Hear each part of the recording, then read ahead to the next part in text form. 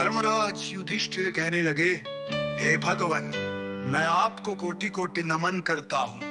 आपने चैत्र मास के कृष्ण पक्ष की एकादशी अर्थात पाप मोचनी एकादशी के बारे में विस्तार पूर्वक बताया।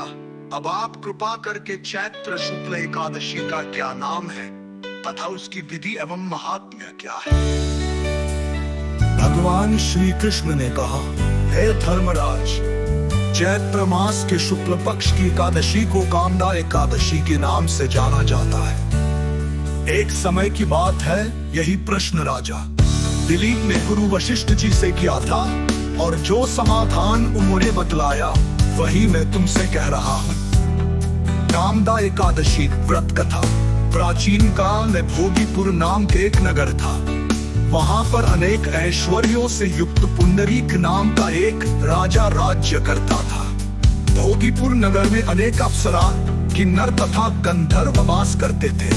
उनमें से एक जगह ललिता और ललित नाम के दो स्त्री पुरुष अत्यंत वैभवशाली घर में निवास करते थे। उन दोनों में अत्यंत स्नेह था, यहाँ तक कि अलग अलग हो जाने पर दोनों व्याकुल हो जाते थे। एक समय पुंडरी की सभा में अन्य गंधर्वों सहित ललित भी गान कर रहा था। गाते गाते उसको अपनी प्रिय ललिता का ध्यान आ गया और उसका स्वर भंग होने के कारण गाने का स्वरूप बिगड़ गया। ललित के मन के भाव जानकर कारकोट नाम के नाग ने पदक भंग होने का कारण राजा से कह दिया। तब पुंडरीक ने क्रोध पूर्वक कहा कि तू मेरे सामने गाता हुआ अपनी स्त्री का स्मरण कर रहा है। तू नरभक्षी दैत्य बनकर अपने कर्म का फल भोग।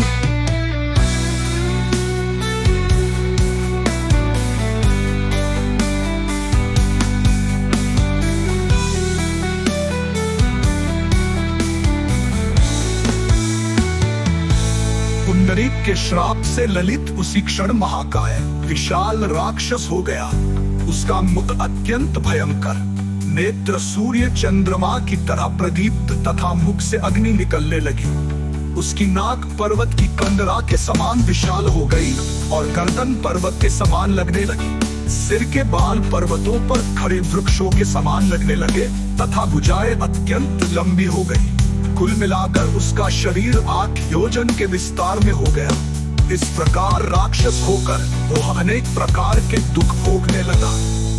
जब उसकी प्रियतमा ललिता को यह वृत्तांत मालूम हुआ तो उसे अत्यंत खेद हुआ और वह अपने पति के उद्धार का यत्न सोचने लगी।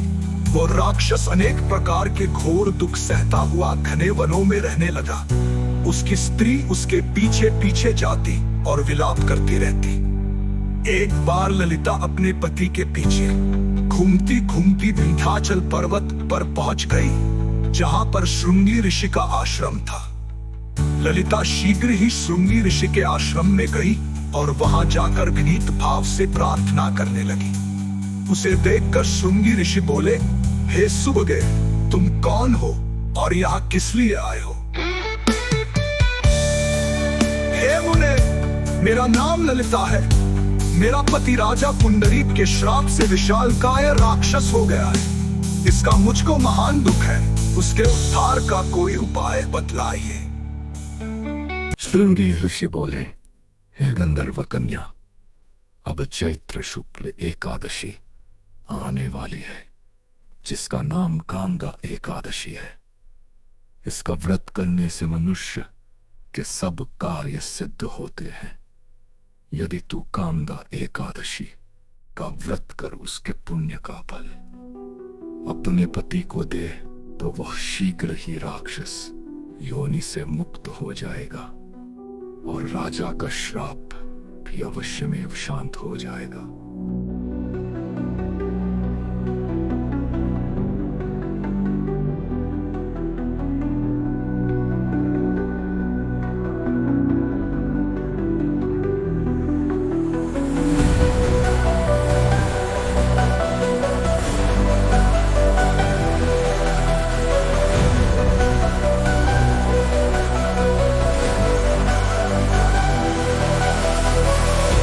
यदि तू कामदा एकादशी का व्रत कर उसके पुण्य का फल अपने पति को दे तो वो शीघ्र ही राक्षस योनि से मुक्त हो जाएगा और राजा का श्राप भी अवश्यमेव शांत हो जाएगा। मुनि के आसे वचन सुनकर ललिता ने चैत्र शुक्ल एकादशी आने पर उसका व्रत किया और द्वादशी को ब्रह्मणों के सामने अपने व्रत का फल अपने पति को देती हुई भगवान से इस प्रकार प्रार्थना करने लगी।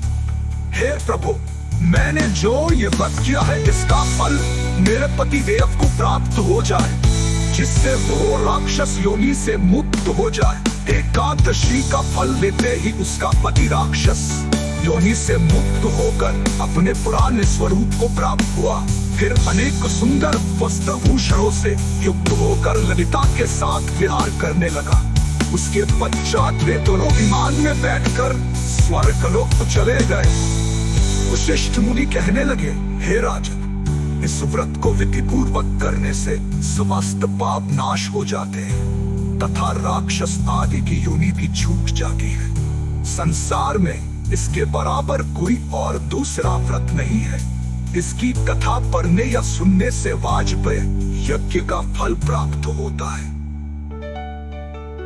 वशिष्ठ मुनि कहने लगे, हे राजन, इस व्रत को विधि पूर्वक करने से समस्त पाप नाश हो जाते हैं तथा राक्षस आदि की योनि भी छूट जाती है। संसार में इसके बराबर कोई और दूसरा व्रत नहीं है। इसकी कथा पढ़ने या सुनने से वाजपेय यज्ञ का फल प्राप्त होता है।